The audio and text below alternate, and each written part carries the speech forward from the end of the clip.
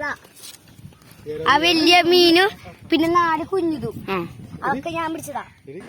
കെട്ടുകലക്ക് തുടങ്ങിക്കഴിഞ്ഞാൽ എല്ലാ ദിവസവും പാടത്ത് പോയി മീൻ പിടിക്കൽ ഒരു പതിവായിട്ടുണ്ട് കേട്ടോ. ഇപ്പോൾ കുറച്ച് ദിവസമായിട്ട് ഇത് തന്നെയാണ് പണി. അതുമല്ല, വൈകുന്നേരത്തെ വ്യൂ എന്ന് പറയുന്നത് പ്രത്യേകതരം വ്യൂ ആട്ടോ. ഈ കടമാക്കുടി എന്നൊക്കെ നമ്മൾ കേട്ടിട്ടില്ലേ? എനിക്ക് തോന്നുന്നത് അതിനേക്കാളും ബെസ്റ്റ് സ്പോട്ട് തന്നെയാണ് നമ്മുടെ വീടിൻ്റെ ബാക്കിലുള്ള ഈ കാണുന്ന ചെമ്മീൻ കെട്ട്.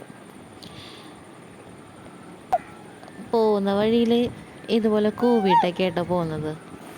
വേറൊന്നല്ല കേട്ടോ കൂവുന്നത്, അറിയുന്ന ആരെങ്കിലും കാണുമ്പോൾ ജസ്റ്റ് ഒന്ന് കൂവി വിളിക്കുന്നു, അത്രേ ഉള്ളൂ. നേരത്തെ തന്നെ അളിയനും മൂത്ത കുട്ടിയും വന്ന് ചൂണ്ടയിട്ട് മീൻ പിടിക്കുന്നുണ്ടായിരുന്നേ. ആ വലിയ മീനും പിന്നെ 4 കുഞ്ഞിതും അതൊക്കെ ഞാൻ പിടിച്ചതാ. അത്രയും ചെറിയ കുട്ടി 7 മീൻ വരെ പിടിച്ചു. ഞാനിവിടെയാണെങ്കിൽ കിന്നരയായിട്ട് വെള്ളത്തിലൊക്കെ കളിച്ച് രസിച്ചങ്ങനെ ഇരിക്കുക. പാറുവാണെങ്കിൽ വീണ്ടും വീണ്ടും വിട്ടു കൊടുക്കുന്നില്ല. അവൾക്ക് കുറേ മീൻ പിടിക്കാനായിട്ട് ഒരുപാട് ആഗ്രഹം.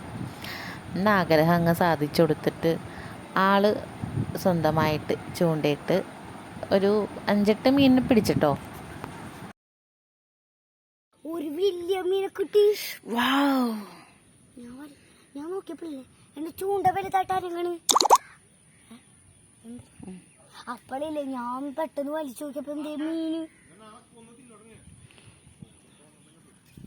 എന്തോന്നേ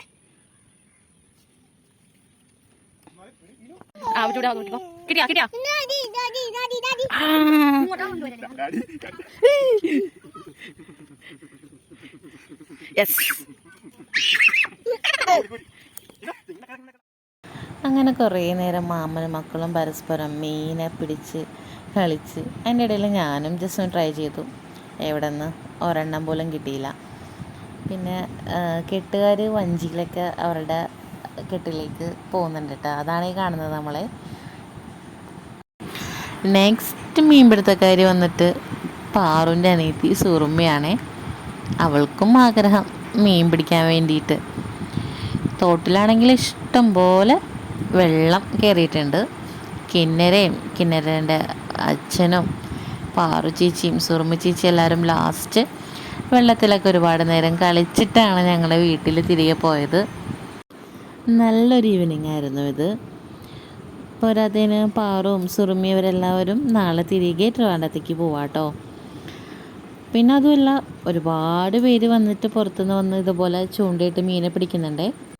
നിങ്ങളും മീൻ അടുത്തൊക്കെ ഉള്ളവരാണെങ്കിൽ ഒരു ദിവസം ഇങ്ങോട്ട് ഇറങ്ങുന്നേ.